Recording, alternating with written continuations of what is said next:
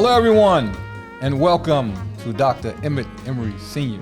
You Better Stand Your Watch Leader and Leadership Podcast. Today, my guest is going to, we're going to center around a topic that I thought and it was very unique, and I heard it for the first time. I said, "Oh my God, that's right! It's innovation that's in the business sector now, in the leadership sector now, that a lot of people are not tapping in on, and that storytelling with Miss Susana, and I got Miss Felicia here. She's in the medical field, and she's going to integrate that into that area as well. Before we get started, I want to make an announcement that I will be having a leadership conference October 12th, 2024 in Tampa, Florida. It'll be two sections because I have an audience of Hispanic speakers that don't really speak English that well. I have an audience of English speakers. So I have two sections. The first section will be in Spanish, and the second section will be regular English. Now, my book. Purchase the book.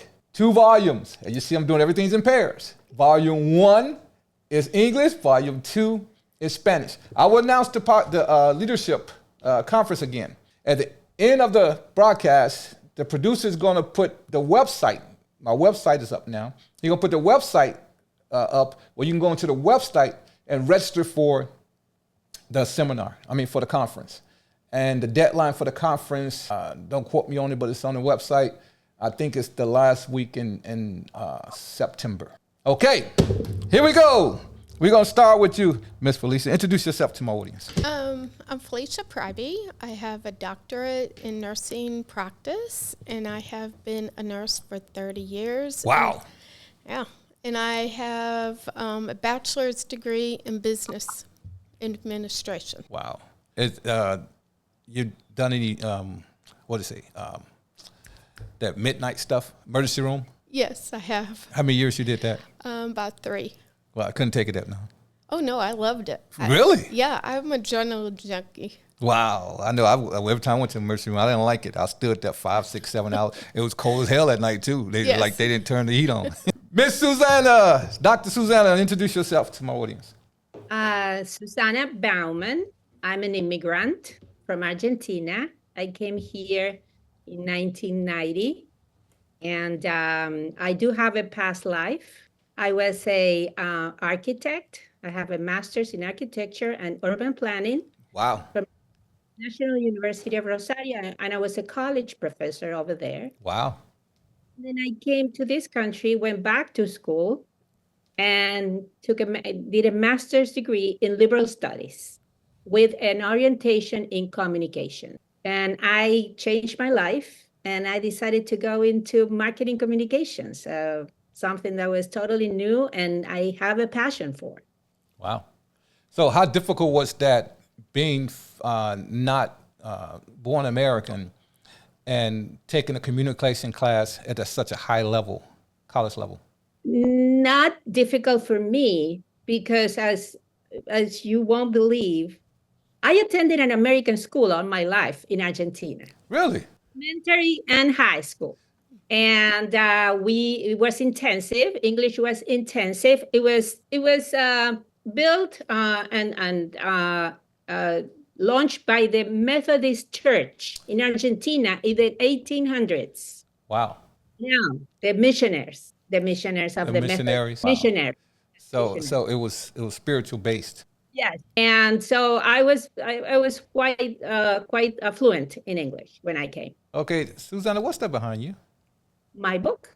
My wow. New book. Tell us a little bit about that. You surrounded by all that and you didn't say anything? Well, this is the this book I started when the pandemic started. And I said, I have to really build, something, a tool that I can share with people to express all these years that I've been telling stories from women. We had a nonprofit organization called Latinas in Business, And we told on our platform over 400 stories to promote Latinas and other minority women, Wow. other women of color in business and in corporate America. And when I, writing and listening to those stories, I realized that not everybody knew how to tell their stories. So I said, okay, let's give them a tool that they can follow, and by doing that, I was able to share my own story. Wow. Felicia, what's your story? I have a lot of stories. We don't know. I want to hear all of them. I want to hear your story to completing your doctorate. Oh, wow. So I'm a first generation college student, and I always wanted my doctorate. Even when I was a child, I would sit there and play on a chalkboard downstairs in the basement and play teacher, and I would open up the different encyclopedias, especially math. I loved math. And I would be teaching my students. And once I learned what a doctorate is, that was it. So from a small age all the way till I got it, that was one of my goals in life, to get that. So you had a goal and use single digit years and carry on? Yeah. Even when I was working on my master's, in one of the courses, we had to write about leadership, and I brought up, as we were talking about it, are you doing what you do now as you did when you were a child? Because a lot of children are forced to become a doctor or a lawyer, or forced into something that's not naturally for them. Right. And I said, well, I wanted to be a teacher, and I became a teacher in academia. I was playing like veterinarian nurse to my stuffed animals, so I became a nurse. And then I have my own office, which I had to have because I love office supplies. Don't ask where that came from. I don't know. But I just love office supplies. So I got my own office. So I'm doing everything I was doing as a child with my imaginary friends. Wow. Yeah. What is storytelling? We're talking about storytelling today, leadership and storytelling. It is strategic sequencing of facts and emotions. The most common misstep in designing a story is to mistake recounting events as synonyms with telling a story. Strategically sequencing facts and emotion considers the audience needs and what they, not the teller, will find persuasive. Because leadership storytelling occurs in a business context, it naturally incorporates many facts, but presented in a way that stirs up emotions like hopeful or sadness, motivated or suspicious, elated or disgusted. The field has grown to be a hot topic in many industries. As Jeff Bezos has said, you can have the best technology, you can have the best business model, but if the storytelling isn't amazing, it won't matter because nobody will listen. What is your definition of storytelling? Storytelling is a powerful tool in leadership. Leaders can use stories to convey lessons they have learned, connect their audience, and gain insight into themselves as leaders. Storytelling allows leaders to communicate their visions and values in ways that resonate with the audience. Storytelling can create connections, foster trust, and inspire action. A learned skill can shift employees' mindset by suspending beliefs and introducing new ideas. Storytelling is a powerful leadership skill that can help you communicate your vision, values, and personality, as well as highlight your successes, challenges, and learning. By choosing the right story, structuring it well, and delivering it effectively, you can create and share stories that engage and influence your audience. What do you think about that, Susana? I think it's accurate, but I would extend not only on leadership, in the leadership environment. We need to train ourselves since we're young in storytelling. Yeah, like Felicia did. You will stare at a blackboard, she said, or cardboard, whatever, and she will make believe. And I'm sure she was telling stories. I'm sure she was making, who was there, and she became that person, that persona that she wants to be from the very young. Think of our children, how we can influence them by telling them stories of our family, our traditions, our food, have them cook with us and tell them, oh, this grandma, when we did that with grandma, she used to do this, or she used to sing this song while we were cooking. We all have that practice of telling our children, our neighbors, our friends. Think when you start dating, and then you have to tell this person your most intimate thoughts and stories of the time where this person was not in your life. That's the way we get to know each other, right? Right. So now translate that into the workplace and the leadership environment. The people who are best at telling stories are going to be the leaders who are more influential. And they are going to create these teams of people that are going to engage and get to know each other and know each other at a deep level. Because I think that what really brings us together are the emotions, like you said before, emotions, because in the end, we have all the same emotions. We're human. That's what we are. And when we tell our stories from our angles or our experiences or perspectives, we're getting to that point of conversion into that emotion that we all share. Felicia, what do you think? I think Susana is correct, but I also use storytelling to change perception. For example, when I was teaching academia, I would teach different stories and talk about different stories on teaching about different disease processes. And through that storytelling allowed the students to connect with what I experienced as a nurse at the bedside and the different perceptions that came with it. Because many students in academia overall, in general, I believe, come into college, into high school, even elementary school with a mindset, and it's very narrow. And it is up to us as wiser and older people, no offense, that we share these stories to help them grow and grow like a tree and become knowledgeable and look at the world differently than what they started with. Use the word perception. Mm-hmm. How can you distinguish between a positive story, I ask you this in a minute, Susana, and a negative story? Because you have individuals that prey on other people through lies and deceptives.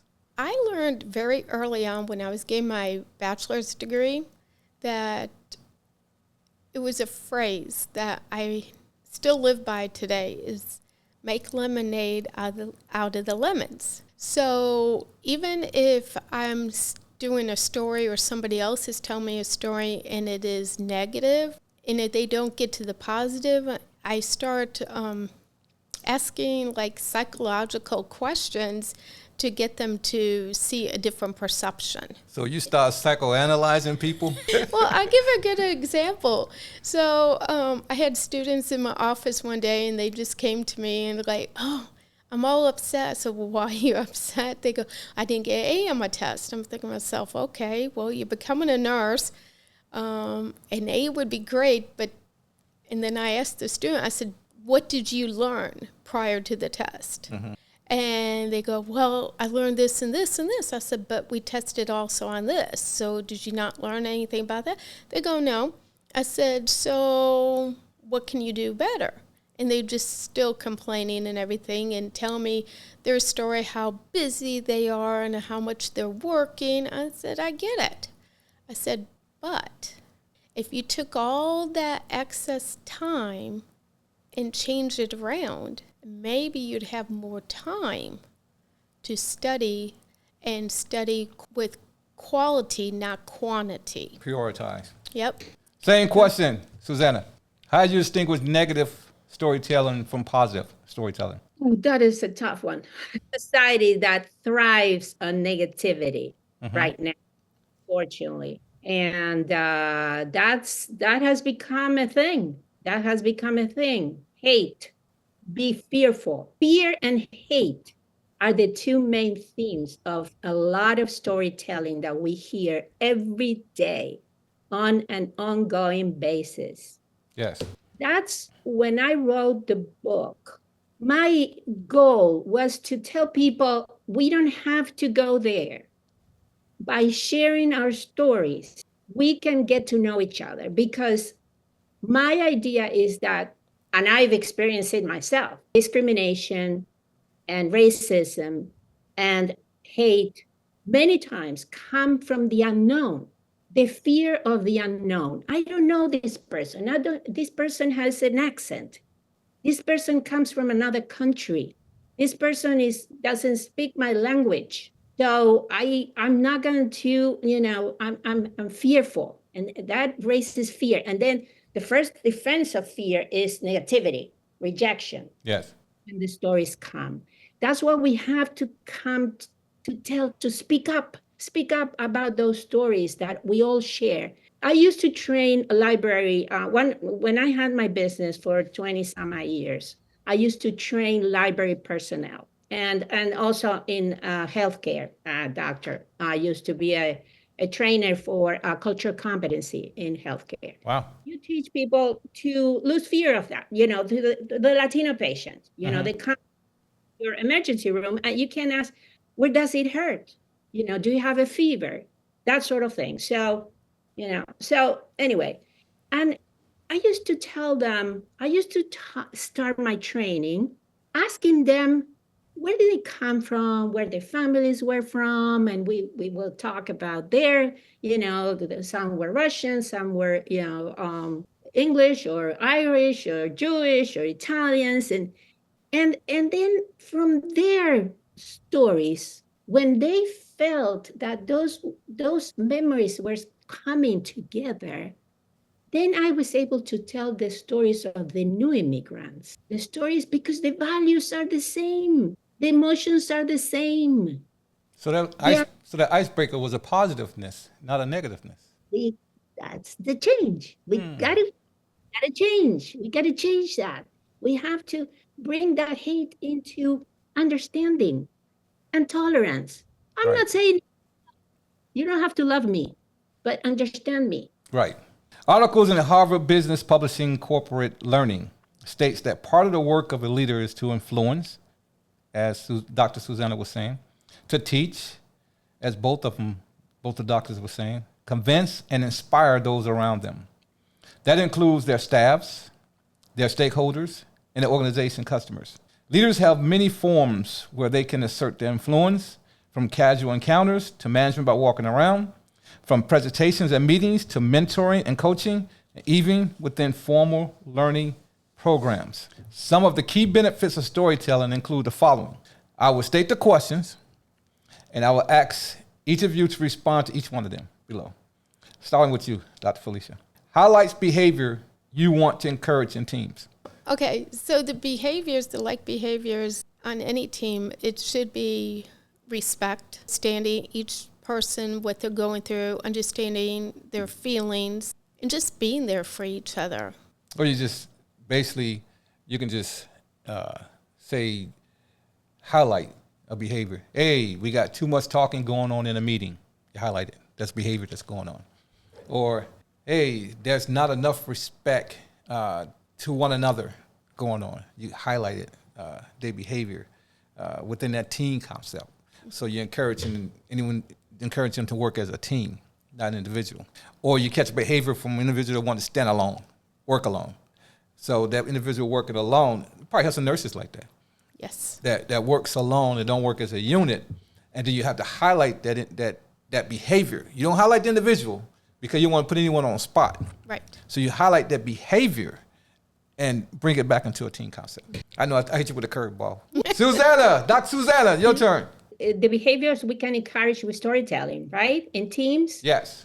I think that a true leader will show vulnerability in storytelling, because that will encourage everybody else to be vulnerable and to engage. I think that that's something a lot of people don't like to do. People think that if they're leaders, they have to be perfect and they never have to show any mistake, nothing went wrong, and no, because superheroes are great, but no, they're not real. So I think that's one thing that I will, by telling your story as a leader, encourage that vulnerability. So now we're finna tell stories. Okay. Now, with these scenarios, you're gonna give me a story from the scenario. Going back to you again, Dr. Felicia.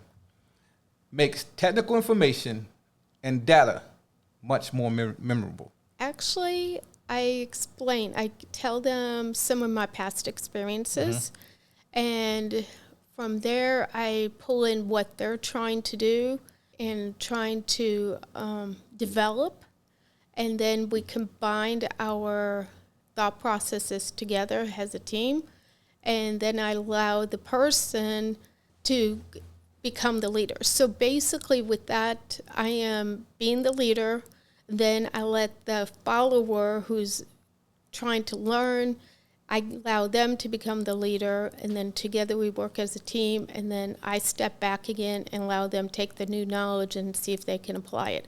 But during this whole time, we're talking about it, we're sharing stories, and more importantly, I'm understanding their thought process as they're understanding my thought process. Okay, Dr. Susana.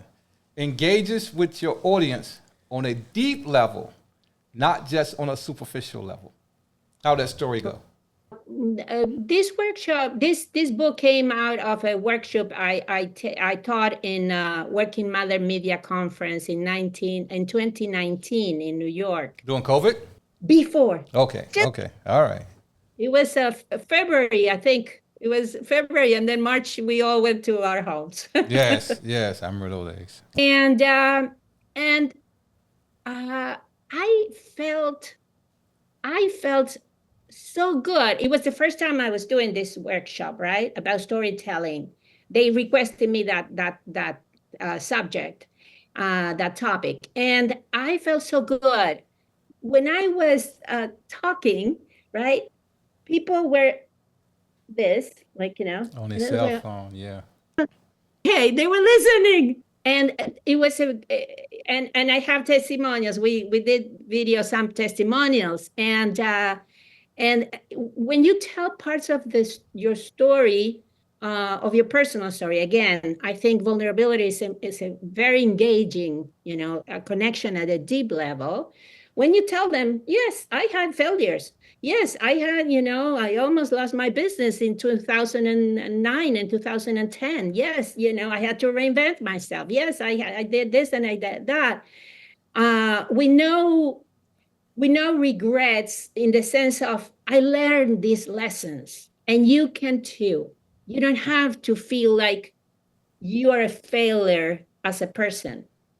What is the lesson that I learned? And when you talk in that deep way, people make that connection. And I'm telling you, they were like, okay, so the phones were up. Very, very interesting. Dr. Felicia, if you engage yourself with your employees to get them to understand about success versus failure from your background, what story would you tell them? I would tell them how, when I went through nursing school the first time, I did not pass my first semester. And it was because of test anxiety. I didn't know how to read a nursing book, pull out all that detailed information, how to answer nursing questions, because nursing questions are so different than typical test questions. What do you mean? They're very detailed, they're very concise.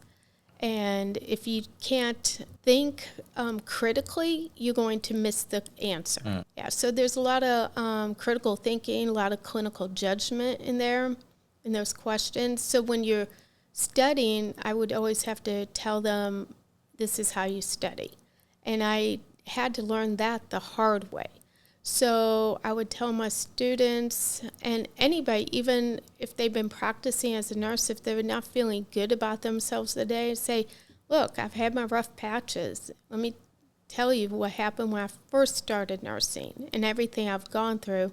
I said, but now look at everything I have achieved and everything I've done in my career and how much I have grown, not just professionally, but personally. And that provides them some hope, some insight. Their perception changes from being a negative to a positive. Good. Dr. Susana, do you have any stories written in your book? Yes, I have. I have many stories. Tell me a story from your book. Okay, I'm gonna tell you a story of failure. Okay, let's go. Okay. I used to train, as I said, library personnel. And one time I went to I did several trainings in Maryland, one of the states. I had clients in 9 states. And Maryland, they called me several times. And then one day, the library director calls me and she says, I want you to present to our board. Okay, I said, okay. So I went and I did a presentation about Latinos in the area. They were one of the new states where Latinos were, pulling in. Yes. And a little bit of, they didn't know what to do exactly. So during the presentation, I started talking about, like I said, Latinos and stories and what their values and everything. There was one board member that was like,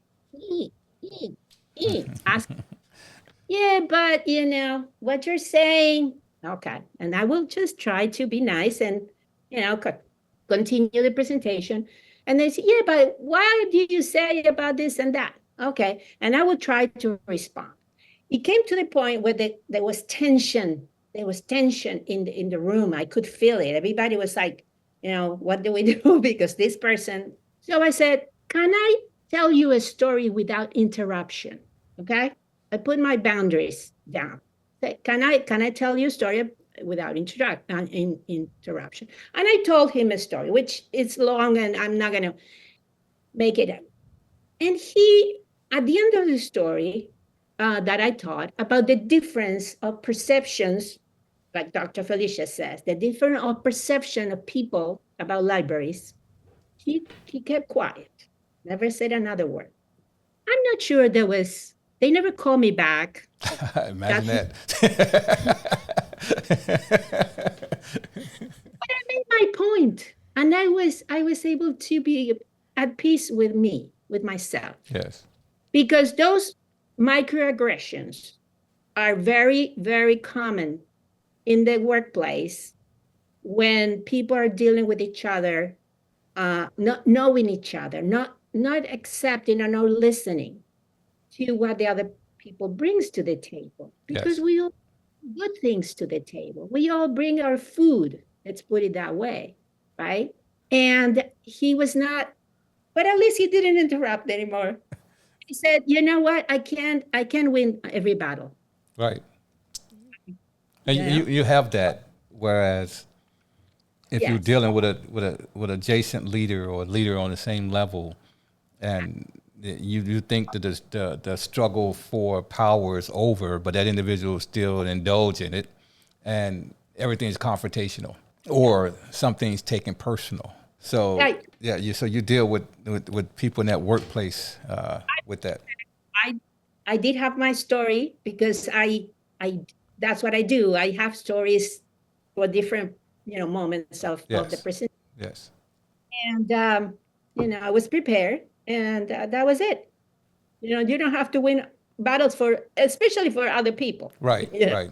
Exactly. Whatever the mechanism by which it is delivered, however, influence does not come about just through conveying information or reciting facts listed on a PowerPoint slide. Like you talk to an individual person face to face, and you talk to the individual face to face. It's not on a PowerPoint slide. You won't get it if it's not embedded. You won't receive it. It's not imprinted on your mind. Leaders influence when they reach people in ways that help them to understand, enable them to remember, and inspire them to act. Influence is about changing ideas and changing behaviors. It is what leads learning to be sustainable. It is also where storytelling comes in. People like Richard Branson, Tony Heston, Oprah Winfrey, and Brian Chesty are excellent examples of those who practice charisma, leadership to glean storytelling skills from.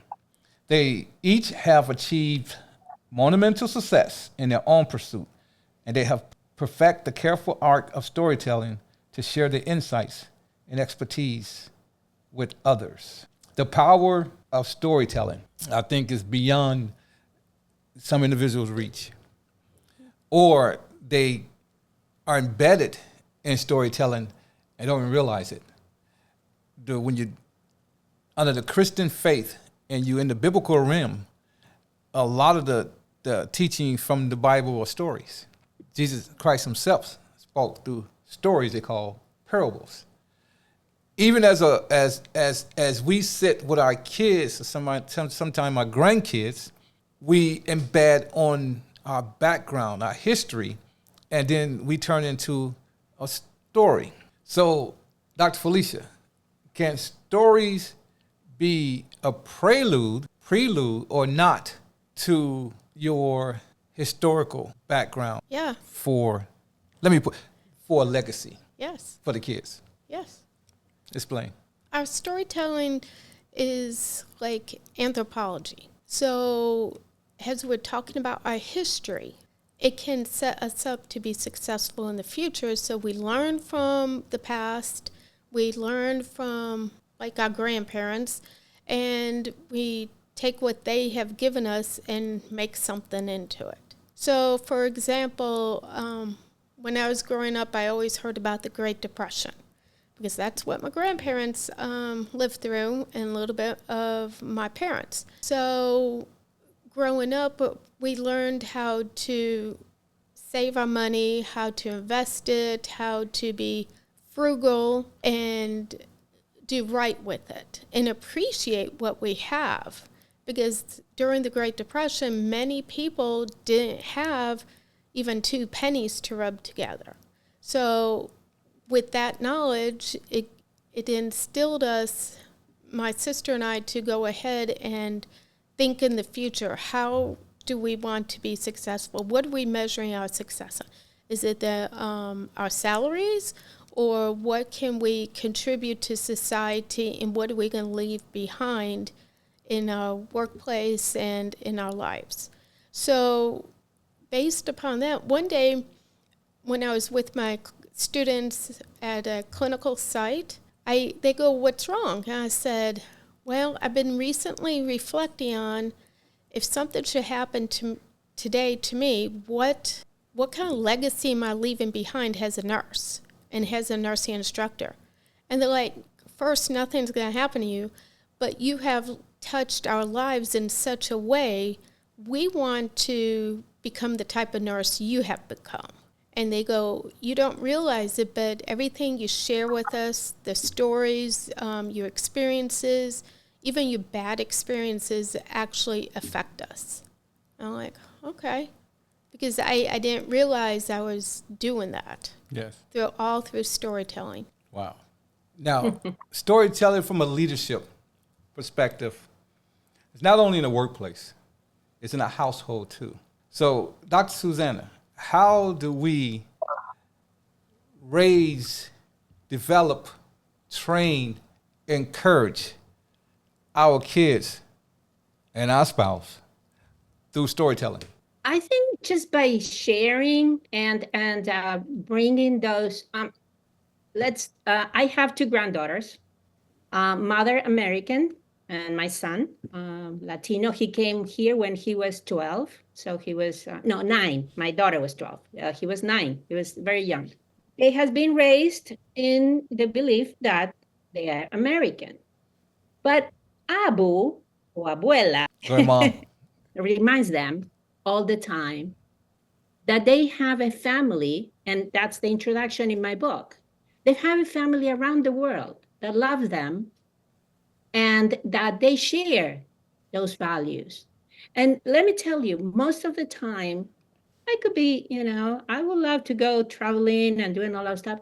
But many times I stay here just to be in touch with them and keep bringing that way of being in a different culture, not that different. We're not that different, but we have our little, differences. Yes. And especially the language, right? That we are not encouraging to learn. And they have taken this Duolingo app. I don't want to do advertising.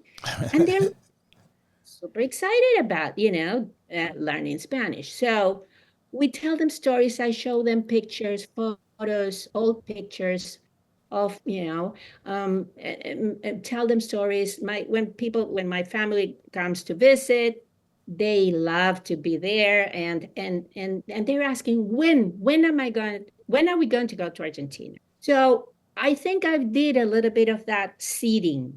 Now you Yes. have to eating every day, and the food that we eat and we make things. They love empanadas. They love empanadas. So I think that's you do, and you prepare them to be storytellers in their own environments, and later on in life, because they have to get out, and like Dr. Felicia said, you have to confront, the storytelling and showing who you are in your workplace, and bring that legacy with you. That's very good. That's excellent. Yes. Engage and improve your audience. I will state the following, explain a little bit, and then ask for your feedback on each one. Starting with you, Dr. Susana. Character. You are the protagonist of your leadership story. Highlight your strengths, vulnerabilities, and personal growth as a leader. This helps your audience relate to you and connect on an emotional level. Storytelling and character. Right. Not always you have to be the protagonist of your story in a leadership position. Maybe a true leader chooses the team to be the protagonist. Yes. You are the protagonist of this project. I'm going to be your, sidekick, like they in the movies, the sidekick. Oh, so right? so you Batman and then the other person Robin? Because giving the team the main role in this, it will really engage them and bring them together. Give others the protagonist. You don't have to always be the protagonist. Yes, you are the protagonist of your stories and your life, because it's you. Right, It's you. right. But when you're in a leadership position, sometimes you have to know, you have to judge the situation, and depends on the situation. What do you want to do with that character role? And then decide who is going to bring that protagonist. And I think that's important. When we had the nonprofit organization, I tried to make the board the protagonist. I tried to involve them in every activity, and bring them to the. It was not just me as the executive director, and I was president of the board, but also everyone that played a role in that board were awarded, recognized, and also I made them work. I made them work now. So have to bring that board together, that team together in a protagonic role, so that they feel part of the leadership initiative. Yes. Good. Dr. Felicia, conflict. Every compelling story involves conflict and challenges. Share the obstacles you face and how you overcome them. This demonstrates resentments and determination, inspiring others to overcome their own challenges. Storytelling and conflict. So, overcoming conflict through my storytelling is done as I explain a tree. So, I explain to the students, even to my husband, because when we're frustrated and we're trying to understand something or grow, I have to remind them we're becoming a tree. And every time we come to a challenge, we're not comfortable. We're very uncomfortable and we're frustrated. But before you know it, all of a sudden we become comfortable.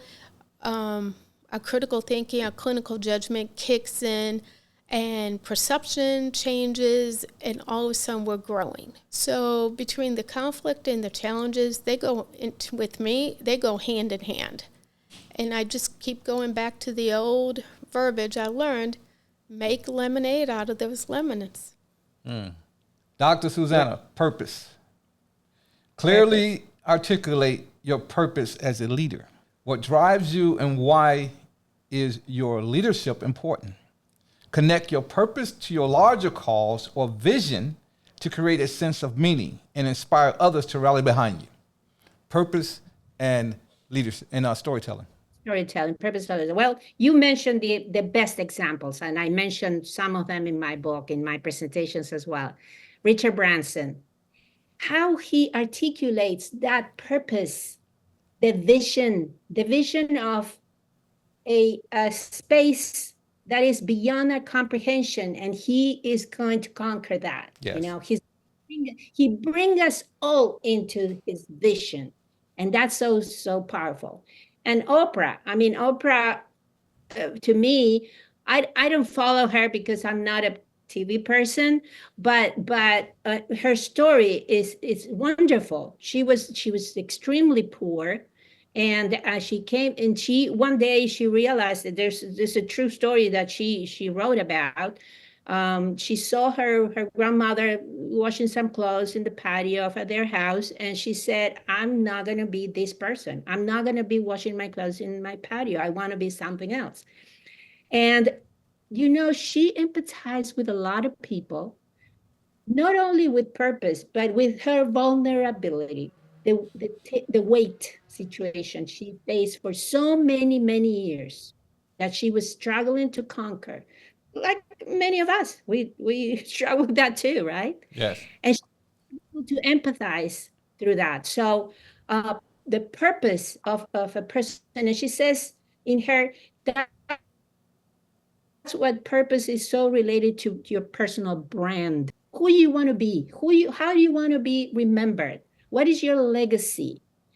She said, I want to be a student. I want to be a teacher. She said, Oprah, I want to be a teacher. Only that I didn't know I was being teaching in television. I was going to be a teacher on television, So yeah, right. Life then brings you to other,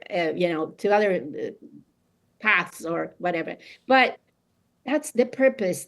Purpose is you have to know who you are first in order to know what the purpose you want to pursue.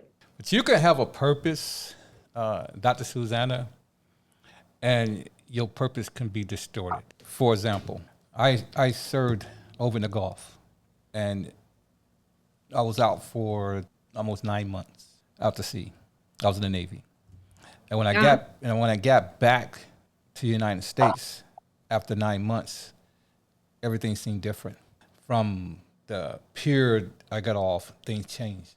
To the highway that I was on, to the way my ex-wife was raising the kids, to the way the neighborhood looked. I had a purpose when I got to that base before I got on that ship. But when I got back to land from being out to sea, I still had the same purpose, but it seemed like it was distorted. I felt like I was in my country, but not my country. Did that make any sense? Maybe you were not the same. I know it wasn't the same. Of experiences something different, a completely different experience, and I'm sure it was a very strong experience in your life, right? Made you come back and see things in a different way. Well, that's true, because being out to sea on the ocean, a lot of fishermen or people who travel cross water agree with this. If you don't really see the sun come up on the water, out in the water versus the land, then you don't get the same perspective. If you don't really see the creatures of the ocean active out in the ocean versus seeing them from a distance from the land, or feeling the water from them when they come up on you, then you don't really get to feel that. So for storytelling, I felt that I can understand and feel some of the struggles with a lot of the veterans because sometimes we feel that we're not understood. And I'm gonna be honest with you, I still struggle with PTSD. And I don't think that's going away. I think it's always gonna be there. It's just I have to deal with it and deal with everything around it.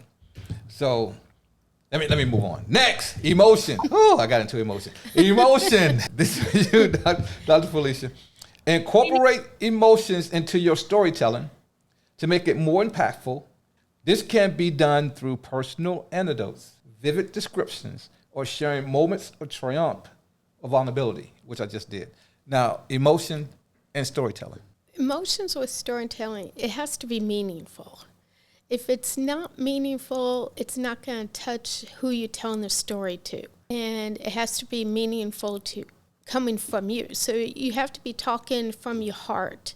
Like Dr. Susana has said, you got to be vulnerable and put yourself out there. You can't have a wall up when you're trying to tell your stories and get the information out and try to make a purposeful change in somebody's life or even as a leader within a system.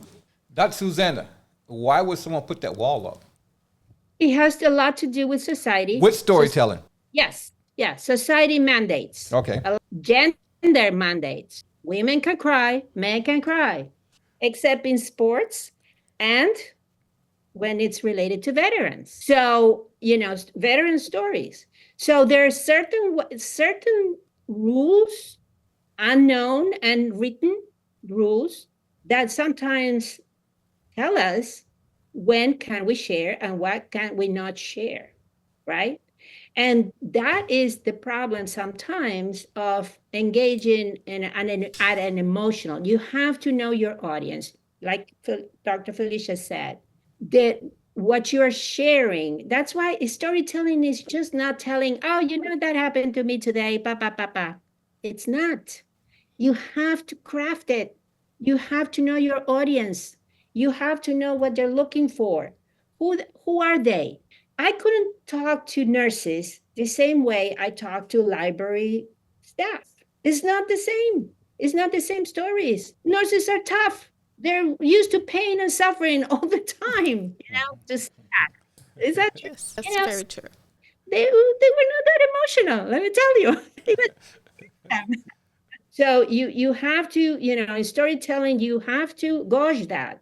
You have to craft the story in order to bring up those emotions. It can't just not improvise. Okay, once again, come back to you, Dr. Felicia. Call to action. Conclude your leadership story with a call to action, as Dr. Susana was talking about earlier, that aligns with your vision. No, I did not copy what you said earlier. I had this on paper. Encourage others to join you in pursuing a common goal or inspire them to take action in their own lives. Storytelling and call to action. I'm actually living through this right now at work. When I started at the VA, I lifted up pebbles. And you didn't state that in your opening. What? I worked at the VA? Oh, let everybody know that. I just mentioned I was a veteran and I'm at the VA. State that, then go on to the answer. Yes, I have been working at the VA at Bay Ponds in St. Petersburg, Florida, since March of this year. It's been a great experience for me. And it fits into our conversation because I love listening to all the veterans' stories and what they've experienced. And in fact, one veteran told me recently that he actually flew planes, and at times while he was on the ship, he actually slept on the wing because he knows he was getting called out. So he would sleep on the wing in his uniform, ready to go, and just hop in the seat and start flying. That was cheating. Yeah, right? You had to run like everybody else and get there. But so I've picked up pebbles, and they've turned into rocks and eventually boulders while I'm there. And it's all about change. And the group of people I work with in the education department, they're a great group of people. But at times they were stuck. And then me and a couple colleagues came in. One has her PhD in nursing, and with me, with my doctor in nursing practice, we're able to... What's the difference? The difference between the PhD is more research guided, while the DMP is more clinical. But if you put them together, you have some fabulous research because you have two perceptions coming out. So PhD is not hands-on. Right. The other one is hands-on. Yes. So you're going to stand from a distance at your research, tell me what I need to do, and I already see what I need to do by being hands-on. Yes. Okay. So we've been bringing change, and through our guidance and through demonstration, the rest of the group has been following suit very slowly. And for example, like making policy changes for the staff nurses. So we've been working on that. And when I first started, they're like, you won't be able to do that. I was like, okay. And I kept hearing all this negative and everything. I finally got sassy with one of them. I said, look, do you know who Tinkerbell is? And they're like, yeah. I said, no, do you know who Tinkerbell is, right? Because Tinkerbell has a great story. And they go, no. I said, well, Tinkerbell is all about change and making things work and making things better for everybody. And they're just staring at me now like I'm cuckoo. And I said, okay, so you see that crown over there on the file cabinet? And they go, yeah. I said, by the end of the year, I guarantee you, you're going to have to buy me a new crown. I don't want that crown. It's been used. I want my own crown. It has to have bling on it. So right now, I am making some changes, and they're for the best and positive, and they're slowly getting on board with everything I've been trying to do. Good, because a lot of individuals don't like the word change. They don't want to hear you say change. So you got to jazz it up a little bit. You got to say continuous improvement. Same question, Dr. Susana. Call to action and storytelling. Actually, I am going to take a minute to show you my call to action. Go for it. Oh, there we go. Uh-oh. There you go. And this is my announcement. This is my call to action. We are going to start our multicultural storytelling circles. Ooh, how do you get involved? So this is so new, so just brand new that it's not yet in the public. It has not been promoted. I just wanted to bring it to you because maybe people will connect, we'll tell you how to connect with me if they're interested in participating. Yes. And we are helping them to discover their personal brand, purpose, and message of their personal brand. But we are going to teach them. A lot of people don't want to do it sometimes because they don't know. I don't know how to write. I don't know how to do it. We are going to help them with AI. So they are going to also learn how to write their stories with AI, which is exciting, right? Good use of technology, not the bad use of technology. What's the age group? 18 to 100. 100. Wow. That so has to be included. Now, really, we are going to see because it's probably my audience has been always between 28 and 45, 50 years old. In that range of people that are trying to get to leadership positions. The people not that are established in the, if not the ones that are trying to escalate the leadership position. So we invite them to really connect with me, and I'll be happy to tell them more when we have this already. But I wanted to bring it to you, to your program, because you were so kind to invite me, and I think it was a great opportunity to reach out to your audience. Yes. That's my... It says to receive more information, register, and then I can't see where to register. The link, but the link is not yet ready. Oh, so that's why you're hiding it. So let me know when it's ready, and then I can bring it up on the website. And you can also visit my website, which is my name, SusanaBaumann.com. Make sure my producer make sure he put that up on the end, or as you talk. Like my name.com. Okay, and information is going to be there as well. Okay. Good, good. Storytelling circles. Let me give you one.